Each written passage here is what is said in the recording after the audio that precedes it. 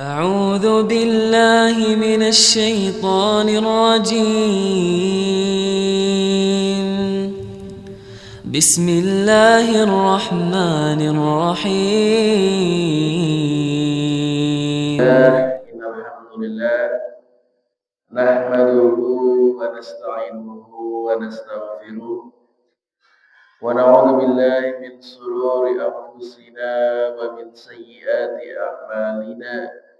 من يهده الله فلا مضل له ومن يضلله فلا هادي له. أشهد أن لا إله إلا الله وحده لا شريك له وأشهد أن محمدا عبده ورسوله أما بعد. Alhamdulillah, segala puji marilah kita panjatkan kehadirat Allah Subhanahu wa taala yang dengan nikmatnya pada pagi hari ini kita masih diperkenankan untuk berkumpul bersama-sama di sini tanpa suatu halangan apapun. Salawat dan salam semoga Tuhan kepada junjungan kita, suasana kita, Nabi Muhammad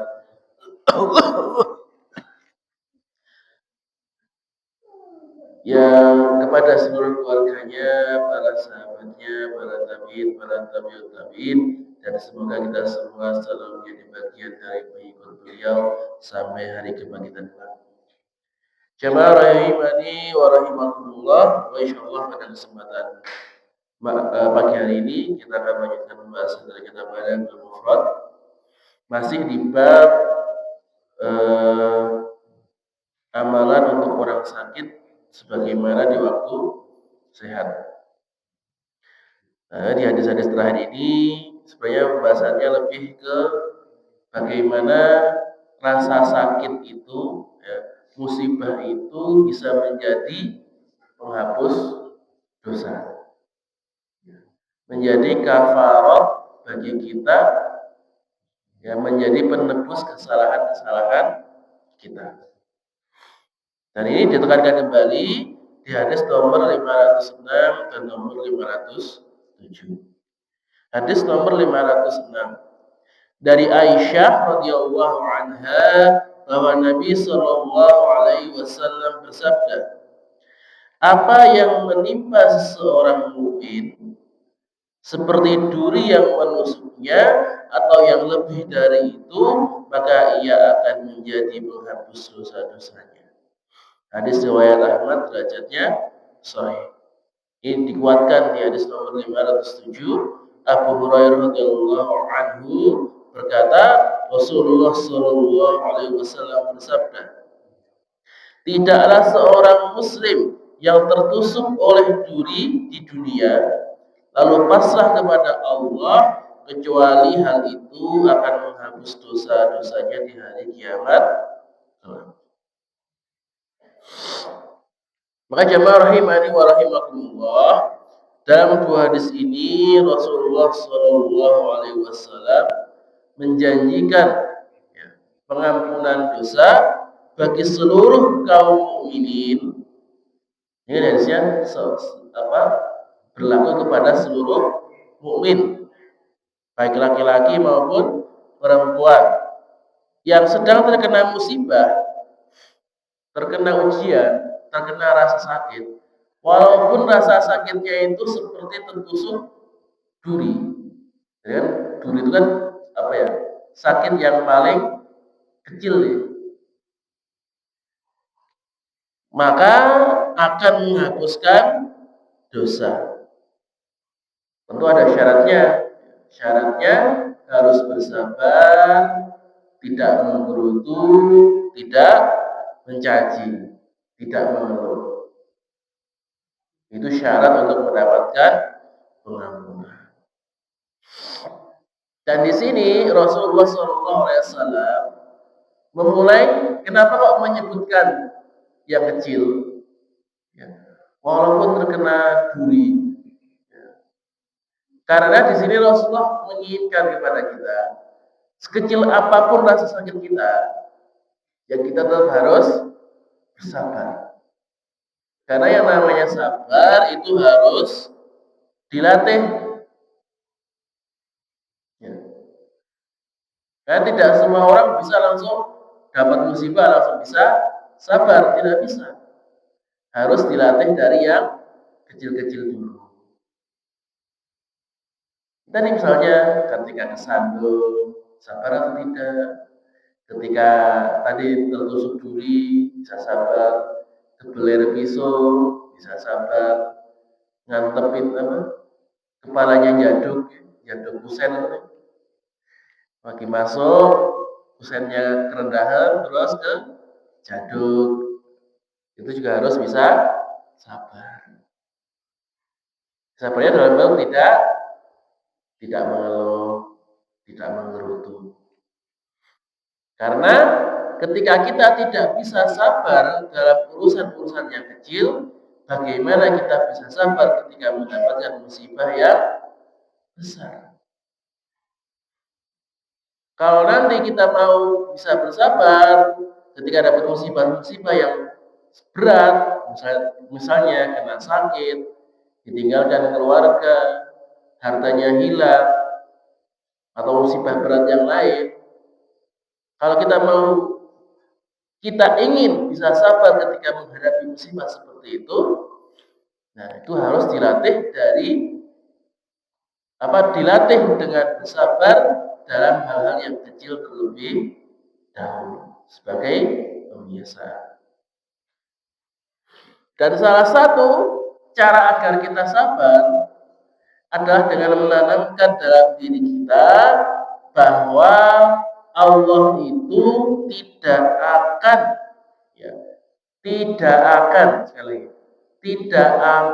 pernah menguji hambanya, tidak akan pernah melimpahkan cobaan kepada hambanya di luar kemampuan hamba tersebut. Allah berfirman, la yukallifullahu nafsan illa wus'aha. Allah itu tidak akan membebani seseorang di luar kemampuannya. Maka apapun musibah yang menimpa kita, itu semuanya sudah diatur oleh Allah, sudah diukur sesuai dengan kemampuan kita. Kalau kita sabar, ya, kita tabah, kita menghadapi musibah tersebut, insya Allah pasti akan bisa melaluinya. Tapi kok ada orang yang bunuh diri, orang yang depresi, orang yang putus asa, apakah karena mereka itu tidak mampu? Bukan. Sebenarnya mereka ini mampu, mereka ini bisa. Kalau mereka bersabar, pasti akan melaluinya. Tapi karena tidak ada rasa sabar, akhirnya berputus asa, depresi sampai bunuh diri. Karena tidak sabar tadi. Kemudian di hadis yang nomor 507, selain bersabar, Rasulullah juga memberikan perintah untuk pasrah kepada Allah Ta'ala, mengharapkan pahala dari Allah. Sehingga ketika sakit itu menimpa kita, sakit itu tidak hanya menghapuskan dosa-dosa kita, tapi juga bisa menambah pahala. Makanya ketika ujian sakit ini, ya, musibah ini, itu merupakan kesempatan yang luar biasa. Karena tadi dalam satu amalan bisa bisa menghapus dosa sekaligus mendapatkan pahala. Makanya dalam doa yang diajarkan oleh Rasulullah, ya, ketika kita mendapatkan musibah, beliau mengajarkan suatu doa. Doanya apa? Inna lillahi wa inna ilaihi raji'un. Sungguhnya kami adalah milik Allah dan sungguh hanya kepadanya kami akan kembali. Allahumma ajirni fi musibati. Ya Allah, berikanlah pahala dalam musibah yang menimpaku. Jadi dalam setiap cobaan, dalam setiap musibah, kita minta pahalanya dari Allah Ta'ala. Wa akhlif li khairan minha, dan berilah aku ganti dari yang lebih baik daripadanya. Ini jamaah rahimani wa rahimakumullah. Maka dalam dua hadis ini, ketika kita ingin mendapatkan ampunan dosa, mendapatkan kafarat dosa, yang ketika sakit itu harus, yang pertama harus bersabar, dan yang kedua harus pasrah kepada Allah Ta'ala, mengharapkan pahala dari Allah. Kemudian hadis nomor 508 dari Jabir radhiyallahu anhu, yang berkata, aku mendengar Nabi sallallahu alaihi wasallam bersabda, tidaklah seorang mukmin laki-laki dan perempuan, muslim laki-laki dan perempuan itu ditimpa penyakit kecuali Allah akan menghapus dosa-dosanya karena penyakit itu. Hadis riwayat Ahmad, derajatnya sahih. Maka di sini Rasulullah SAW menyebutkan 4 golongan, ya. Mukmin, mukminah, muslim, muslimah. Mukmin laki-laki dan mukmin perempuan, muslim laki-laki dan muslim perempuan. Maka selain dari 4 ini, ya, kalau 4 golongan ini ketika mendapatkan rasa sakit itu bisa menghapuskan dosa mereka, tapi selain dari 4 ini, maka sakit itu tidak akan menghapuskan dosa mereka. Siapa selain 4 ini? Ya, contohnya orang-orang kafir, orang musyrik, orang Yahudi, orang Nasrani. Maka kalau mereka sakit, ya sudah, sakitnya itu tidak membawa manfaat, tidak menghapuskan dosa, dan tidak memberikan pahala. Maka di sini disebutkan mukmin dan muslim. Nah, maka apa bedanya? Maka dalam kaidah penggunaan mukmin dan muslim, ya, mukmin dan iman dan Islam, mukmin dan muslim, itu kalau disebutkan terpisah, itu mewakili satu sama lain. Jadi kalau kita menyebutkan kaum muslimin roh, nah itu sudah mewakili kaum mukminin juga. Atau kita menyebutkan orang mukmin, itu juga mewakili orang muslim. Tapi ketika digabung dalam satu kalimat, seorang mukmin dan seorang muslim itu memiliki perbedaan makna. Bedanya apa? Muslim itu adalah orang yang baru beribadah secara lahirnya saja, yaitu ya dengan sholat, puasa, haji, baru yang baru beribadah dengan bentuk ritual-ritual saja, itu namanya muslim.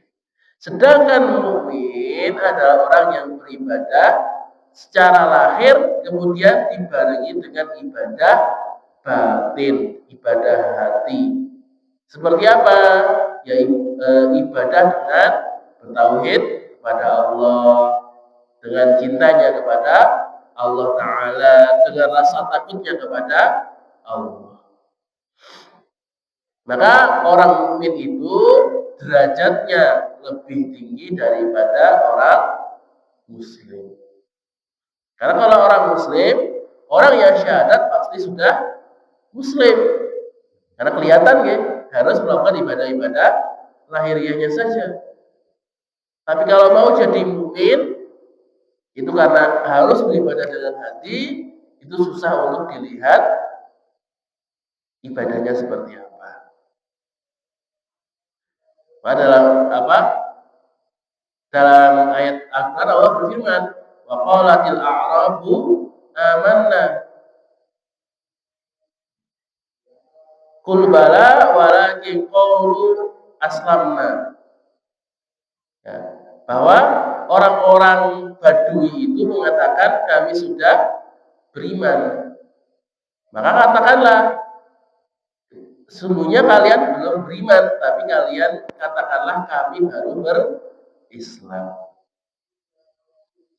Karena memang awalnya itu ya orang itu baru berislam dengan amal tadi, amal lahiriahnya saja.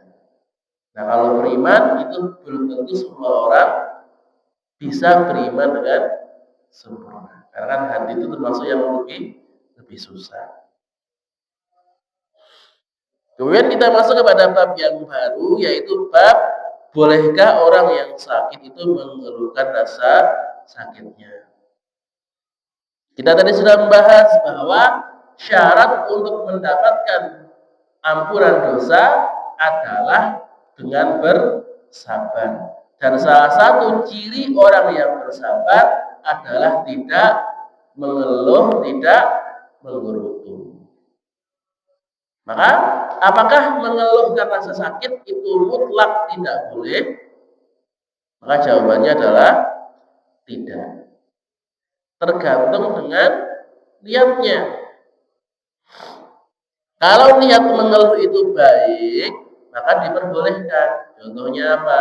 Kita mau ke dokter. Kan ke dokter kan ditanya sakitnya apa? Kita jawab apa? Gak apa-apa dok, saya sehat-sehat aja. Saya baik-baik saja. Oh, nggak sakit kok. Ini seger-seger saja. Karena nanti dokternya marah kalau seger ngapain ke dokter? Kan nggak bisa. Nah, misalnya kalau kita periksa ke dokter, ya kita keluhkan rasa sakit apa? Kita keluhkan rasa sakit kita. Pak dokter, nih saya sakit ini, kepalanya pusing, lagi pilek, badannya pegel-pegel, di tangannya susah digerakkan, kakinya kemung, misalnya. Sering sesak nafas. Kita adukan rasa sakit kita. Kenapa ini boleh? Karena tujuan kita bukan untuk menggerutu, bukan untuk mengeluh, tapi untuk mencari solusi, untuk mencari obat. Kan niatnya niat yang baik. Kebalikannya, kalau mengeluhkan sakit ini ya, untuk menolak takdir Allah, untuk memprotes takdir Allah, hanya sekedar melampiaskan rasa jengkelnya karena sakit, maka ini tidak boleh. Ya, misalnya sama teman curhat, oh saya mau sakit ini sebenarnya parah-parah banget ini, cuma sekedar ingin menggerutu, maka itu tidak boleh. Dan ini dicontohkan dalam kisah ini. Nah, ini kisahnya Asma binti Abu Bakar dan putranya Abdullah bin Zubair. Dari Hisham, dari ayahnya, ia berkata, aku bersama Abdullah bin Zubair, yaitu anaknya Asma, masuk ke rumah Asma binti Abu Bakar sebelum terbunuhnya Abdullah.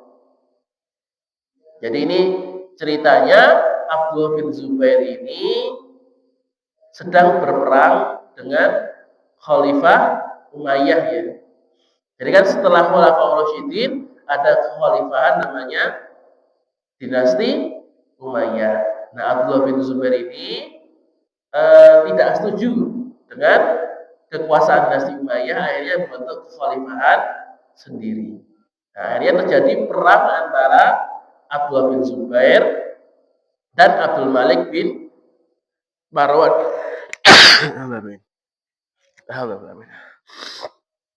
Maaf ya guys, sedikit spilek. Nah, perang antara Abdul Malik bin Marwan dan Abdullah bin Zubair. Nah, di mana Abdul Malik bin Marwan adalah khalifah dari dinasti Umayyah. Nah, akhirnya ceritanya itu sudah apa? Abdullah bin Zubair ini kalah perang, ya. Sudah pasukannya sudah habis, akhirnya terkepung di kota Mekah. Bahkan dikepung sampai berbulan-bulan sampai pasukannya kelaparan. Ini Abdullah bin Zubair kan akhirnya bingung nih, kayaknya sudah waktu matinya itu tinggal sebentar lagi. Akhirnya dia datang kepada ibunya. Maka Asma saat itu dalam keadaan sakit, maka Abdullah berkata kepadanya, bagaimana keadaanmu ibu? Asma menjawab, aku sedang sakit. Kan di sini Asma berkata, saya sakit. Nah di sini boleh Asma mengatakan dia sedang sakit karena niatnya bukan mengeluh, tapi tadi menceritakan kondisinya. Karena anaknya berkata, gimana kondisinya? Ya, jujur, ini sedang sakit. Inilah kenapa dimasukkan di dalam bab ini. Contoh bagaimana orang itu mengeluhkan rasa sakitnya karena niat yang baik, bukan untuk protes, bukan untuk menggerutu. Kemudian Abdullah juga berkata, aku sendiri sedang menghadapi maut. Yang tadi sudah dikepung oleh musuhnya, tidak bisa lari lagi. Maka Asma berkata, apakah engkau ingin aku mati sehingga engkau mengangan-angankan untuk mati juga? Jadi di sini Asma itu tahu bahwa Abdullah itu sebenarnya pengen ibunya itu meninggal terlebih dahulu. Bukan karena pengen ibunya mati, bukan. Tapi karena Abdullah itu tidak ingin ibunya itu sedih ketika beliau mati. Karena kan kita tahu bagaimana orang yang ditinggal anaknya, itu kan rasa sedihnya sangat luar biasa. Maka Asma berkata, demi Allah, aku tidak senang mati kecuali datang salah satu di antara dua nasibmu. Jadi Asma itu gak mau Abdullah itu pengen, ya berharap kalau dia itu mati terlebih dahulu. Maka jika engkau terbunuh sehingga aku mendapatkan pahala karena sabar atas musibah yang terjadi, atau engkau yang menang sehingga itu membuat aku gembira. Jadi Asma berkata kepada Abdullah, gak usah khawatir dengan kondisiku. Gitu ya. Kalau misalnya kamu itu terbunuh, kamu meninggal, maka insya Allah aku akan sabar, aku akan dapat pahala. Kalau kamu menang, maka aku pun akan gembira dengan kemenangan. Jadi apapun yang terjadi, insya Allah itu baik untukku, aku bisa menghadapinya, nggak usah khawatir. Ini yang ingin disampaikan Asma kepada Abdullah. Kemudian Asma mengatakan, jauhilah perkara yang muskil, yang tidak sesuai denganmu, sehingga engkau tidak takut kepada kematian. Maksudnya di sini Asma itu melarang kepada Abdullah, jangan sampai dia itu melanggar prinsipnya hanya karena takut mati. Karena pada saat itu komandannya Abdul Malik bin Marwan, namanya Halash, itu menawarkan kalau dia mau menyerah maka akan dibebaskan, tidak akan dibunuh. Tapi tadi Abdullah karena dorongan dari ibunya, maka dia punya prinsip ini. Dia punya pendirian, punya ijtihad kalau ini pemerintahan yang tidak sah. Ya, maka kalau Asal mengatakan kalau memang kamu punya prinsip seperti itu, jangan sampai berubah prinsip hanya karena takut mati. Maka ini menjadi pembelajaran bagi kita. Kalau memang kita mempunyai landasan, mempunyai ajaran, mempunyai pegangan, itu harus kita pegang kuat-kuat walaupun nyawa taruhannya. Jadi Asma menghendaki supaya Abdullah bin Zubair untuk terus berperang, dan itu membuatnya merasa sedih. Hadis riwayat Ibnu Abi Syaibah, derajatnya sahih. Kemudian kita masuk ke hadis nomor 510. Ya. Dari Abu Sa'id Al-Khudri bahwasanya ia masuk ke rumah Rasulullah yang saat itu beliau sedang sakit panas dan berselimut. Nah, ia lalu meletakkan tangannya di atas beliau dan terasa panasnya itu dari atas selimut. Jadi Abu Sa'ad sedang berkunjung ke rumah Rasulullah ketika beliau sakit. Nah, saking panasnya, ya, itu ketika dipegang selimutnya, itu selimutnya terasa panas. Bayangkan Pak, panasnya seperti apa? Orang sudah masuk angin, ya, kena panas, udah selimutan tebel. Ini yang dipegang bukan selimutnya, bukan yang dipegang bukan orangnya, ya. Yang dipegang selimutnya. Selimutnya aja terasa panas, apalagi badannya. Maka Abu Sa'id berkata, sakit panasmu sungguh berat wahai Rasulullah. Ini kan ketika Abu Sa'id melihat kok sampai saking panasnya sampai selimutnya juga ikut panas, bilang kepada Rasulullah, kok sakit panasnya kok berat banget gitu loh. Kok sangat-sangat panas sekali. Maka Rasulullah bersabda, sesungguhnya sangat berat cobaan kami, yaitu para nabi, dan berlipat gandalah pahala kami. Jadi di sini Rasulullah menunjukkan ketika Abu Sa'id berkata, kamu sakit ya Rasulullah? Rasul menjawab, saya sakit. Ini saya sakitnya sangat parah. Tapi di sini ketika Rasulullah menyampaikan bahwa sakit saya itu sangat berat, itu bukan untuk mengeluh, tapi untuk memberikan pelajaran kepada Abu Sa'id bahwa ya ini sakit saya itu memang berat, tapi pahalanya juga semakin besar. Maka Abu Sa'id pun berkata, wahai Rasulullah, siapa manusia yang paling berat cobaannya? Ya. Maka ketika Abu Sa'id itu tahu bahwa kalau orang itu ya seperti para nabi, makin soleh itu makin berat ujiannya dan makin besar pahalanya. Maka Abu Sa'id itu bertanya, ya, berarti yang paling berat cobaannya siapa? Maka Rasulullah menjawab, yaitu para nabi, kemudian orang-orang soleh. Jadi yang paling berat adalah para nabi, kemudian orang-orang soleh. Berarti semakin baik orangnya, semakin soleh orangnya, itu berarti semakin berat ujiannya. Karena orang yang paling baik tentu bisa bersabar, ya. Rasa tabahnya juga lebih besar. Para nabi itu rasa sabarnya paling gede, rasa tabah, rasa imannya paling besar, maka cobaannya juga lebih besar dibandingkan orang-orang awam yang imannya tipis. Karena Allah menurunkan cobaan sesuai dengan kemampuan masing-masing.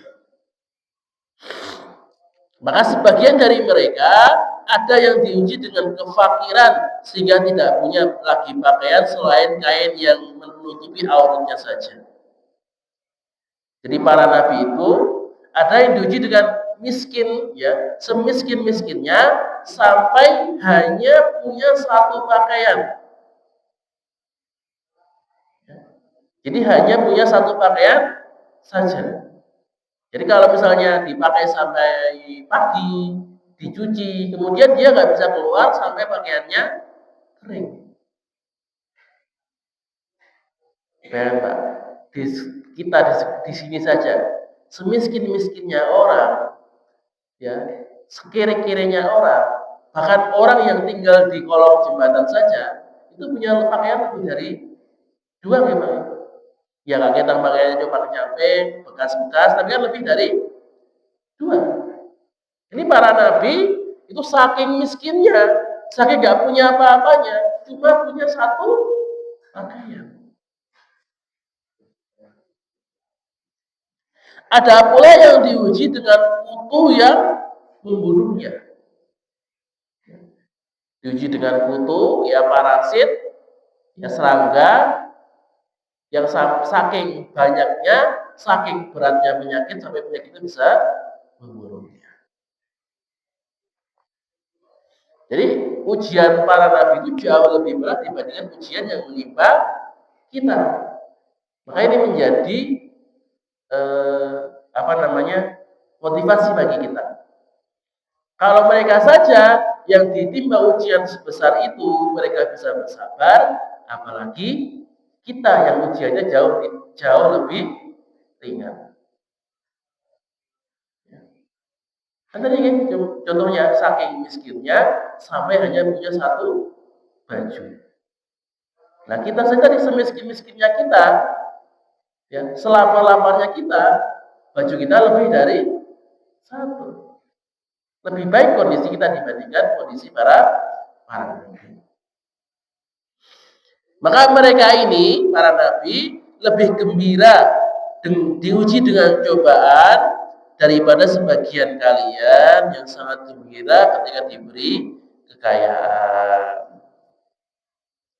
Jadi para nabi ini, walaupun ujiannya berat, maka mereka lebih senang dengan ujiannya. Beda dengan kita yang lebih senang dengan kegembiraan, dengan kenikmatan. Kenapa mereka senang dengan ujian? Karena dengan ujian itu dosanya dihapuskan dan pahalanya itu dilipat gandakan. Semakin besar ujiannya, semakin besar cobaannya, maka dosa yang dihapus juga akan semakin besar. Ini juga menjadi tanda bahwa nikmat dan kegembiraan di dunia itu bukan tanda cinta Allah. Karena ada orang yang beranggapan, wah kalau orang yang dicintai Allah itu pasti orang kaya, orang yang bahagia. Belum tentu. Jadi kita lihat bagaimana Rasulullah, ya para nabi yang termasuk manusia-manusia yang paling dicintai Allah, itu cobaannya begitu besar, ya menderita semua. Ya. Tadi ada yang kena kefakiran, ada yang kena penyakit, ada yang kena macam-macam. Maka cobaan dan musibah itu belum tentu tanda kemurkaan Allah. Sama sebaliknya, kekayaan, kegembiraan, kemudahan di dunia itu belum tentu tanda cinta dari Allah.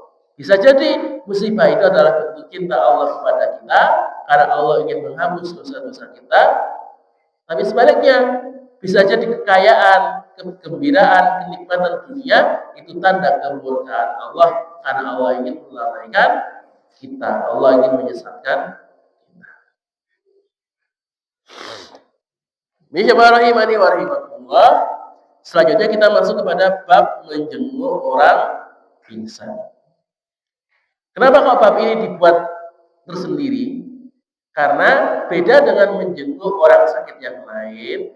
Kalau menjenguk orang pingsan, kan orang pingsan itu tidak sadar. Nah, kenapa kita harus menjenguk orang yang tidak sadar? Kan orang yang tidak sadar tidak tahu dia itu sedang dijenguk atau tidak. Kan gitu kan Mbak ya? Orang sedang pingsan, nggak sadar, bisa di rumah sakit. Kan mau yang nungguin 10 orang, 100 orang, dia tidak tahu karena tidak sadar. Kenapa kok tetap harus dijenguk? Maka ini yang diajarkan oleh Rasulullah SAW. Karena ada 3 sebab. Yang pertama, supaya dapat pahala. Ini yang paling penting. Jadi kita menjenguk itu bukan karena ingin supaya orang yang sakit itu berterima kasih, supaya mereka balas budi, bukan. Tapi kita menjenguk karena mengharapkan pahala dari Allah Ta'ala. Kemudian yang kedua, kita menjenguk untuk mendoakan orang tersebut. Karena ketika mendoakan orang yang sakit di depan orang yang sakit itu sendiri itu lebih afdal dibandingkan doa yang lebih doanya dari jauh. Dan yang ketiga adalah untuk menghibur keluarganya.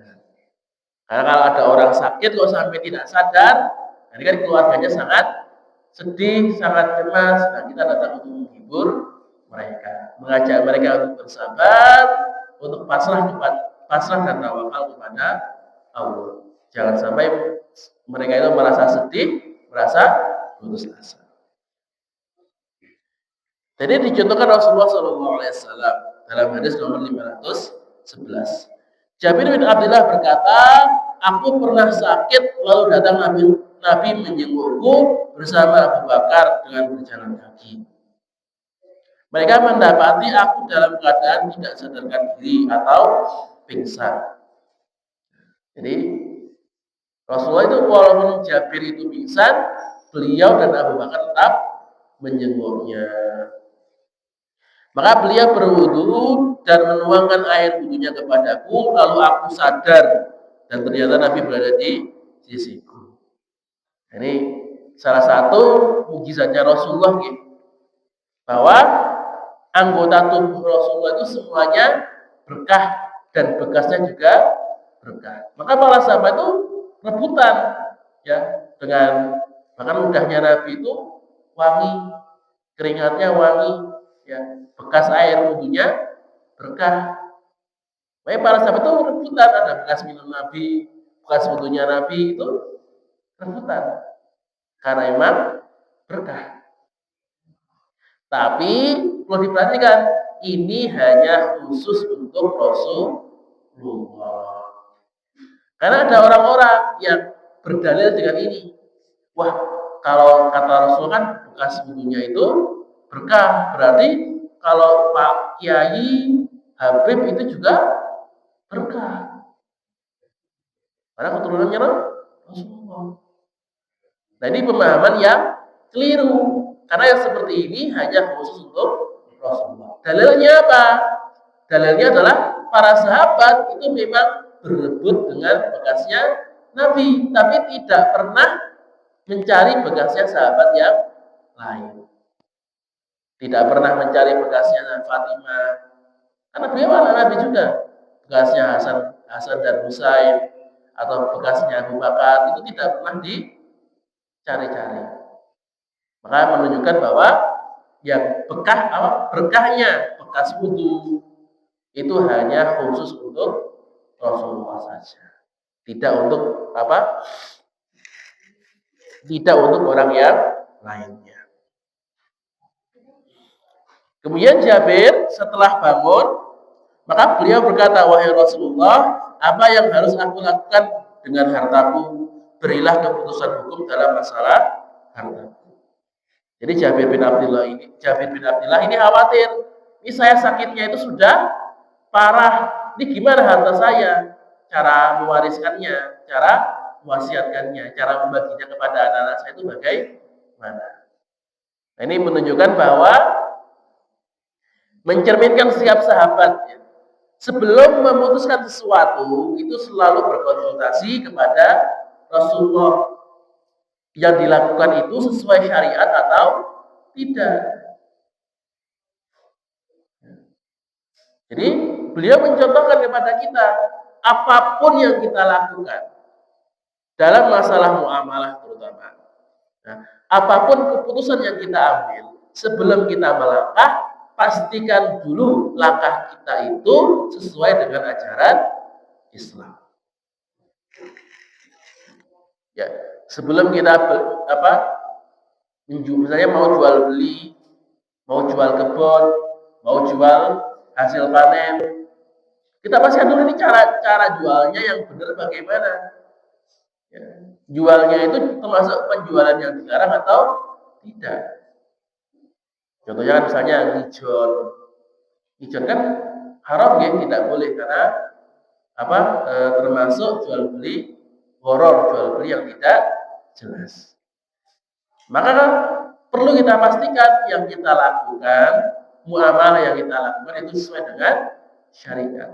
Kalau tidak tahu bagaimana? Kalau tidak tahu, ya contohnya Jabir, kita tanya kepada yang tahu. Fas'alu ahlat dzikri in kuntum la ta'lamun. Tanyalah ahlinya ketika kau tidak tahu. Nah, tapi ternyata kata Allah, Nabi Shallallahu Alaihi Wasallam itu tidak menjawab hingga turun ayat Al-Quran tentang hukum warisan. Jadi di sini Nabi belum bisa langsung menjawab karena belum ada wahyunya.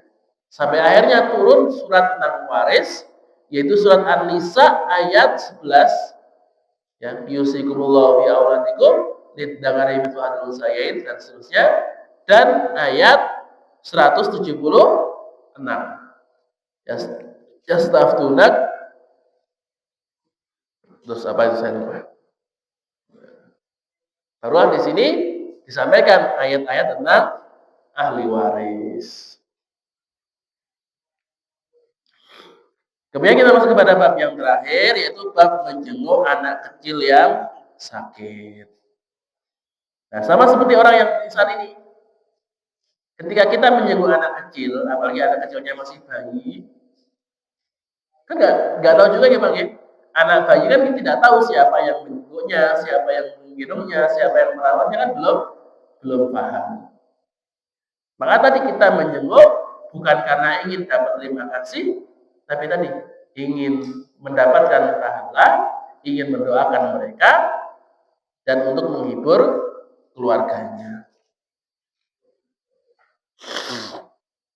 Maka di sini dikisahkan dari Usamah bin Zaid radhiyallahu anhu bahwasanya cucu beliau dari seorang putrinya yaitu Zainab sakit keras. Jadi ini cucu Rasulullah ya, dari putrinya Zainab itu sedang sakit keras, bahkan saking kerasnya itu sampai hampir mati. Sudah sakaratul maut lah ceritanya.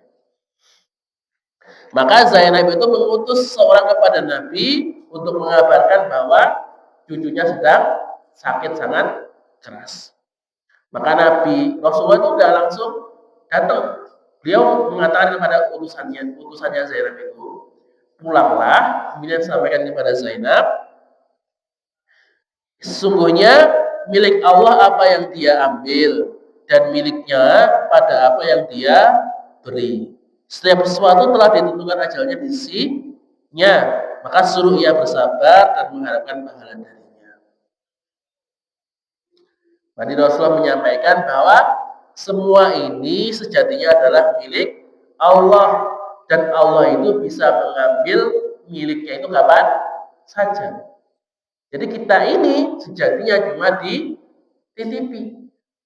Namanya titipan, ya mau diambil kapan terserah ya punya.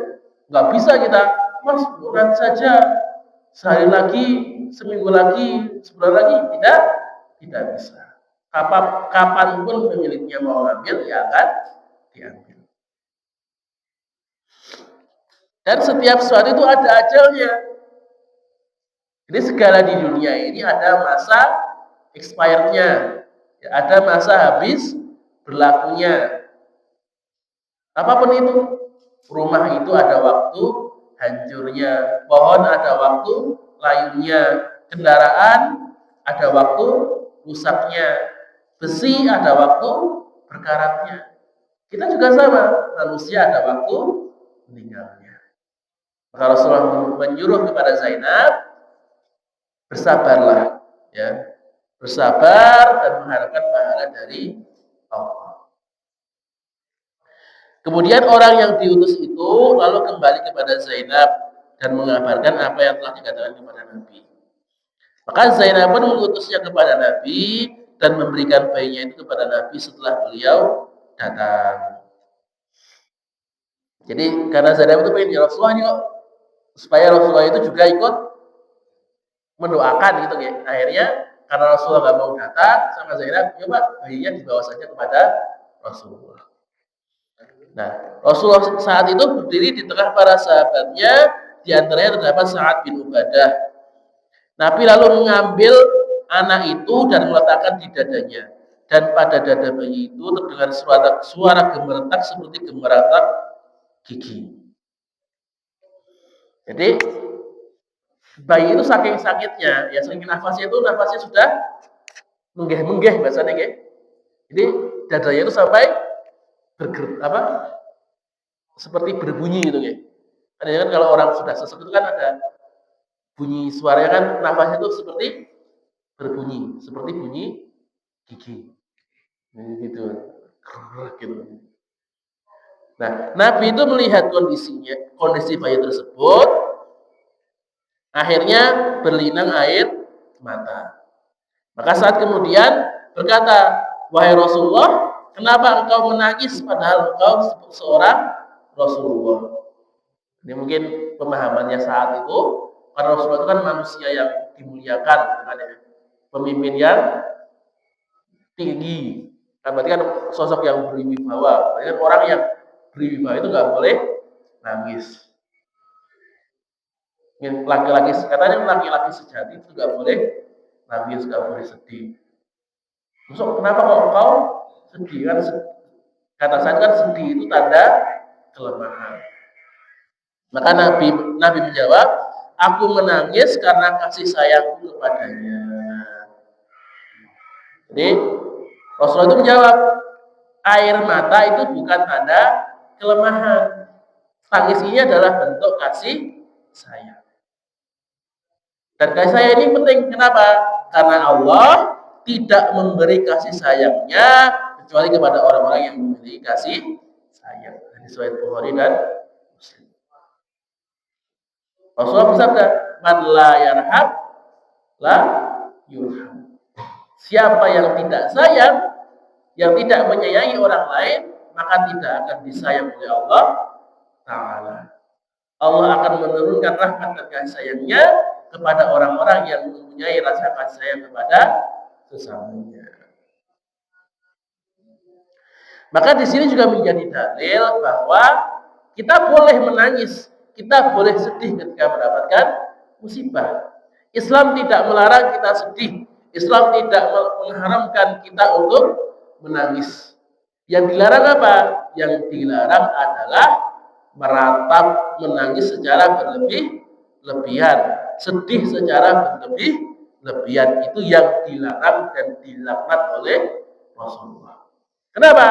Karena orang yang meratap itu bukan hanya sedih, tapi dia itu sedang tidak rela dengan keputusannya Allah. Dia tidak ikhlas kalau hartanya diambil oleh Allah. Dia tidak rela, tidak senang dengan takdir yang Allah berikan. Inilah kenapa laknatnya itu dilaknat oleh Rasulullah. Karena dia tidak rela, dia protes, tidak suka dengan takdirnya Allah. Ini sedih boleh, nangis boleh, yang tidak boleh berlebihan dalam bersedih. Sampai jerit-jerit, sampai menampar-nampar muka, ya. Sampai mengurung diri, sampai depresi, ya, ini yang tidak diperbolehkan. Oke, ini sudah masuk ke syuruk, sudah selesai materinya. Maka sebelum saya tutup, ada pertanyaan terlebih dahulu. Ibu, Bapak-bapak. Oke, kalau tidak ada, saya cukup sampai di sini. Jika ada salah kata, bukan dari diri saya sendiri, saya mohon maaf sebesar-besarnya. Dan jika ada kebenaran, ada dari Allah Subhanahu wa Ta'ala, dan semoga kebenaran ini kita terapkan dalam hidup kita sehari-hari. Belantang wa hidayah wa datang hidayah. Nuhun wal qayyum ma yasul mustabil khairat. Subhana rabbika rabbil izzati amma yasifun. Wassalamu ala mursalin walhamdulillahi rabbil alamin. Assalamualaikum warahmatullahi wabarakatuh. سبحان ربك رب العزة عما يصفون وسلام على المرسلين والحمد لله رب العالمين صدق الله العظيم.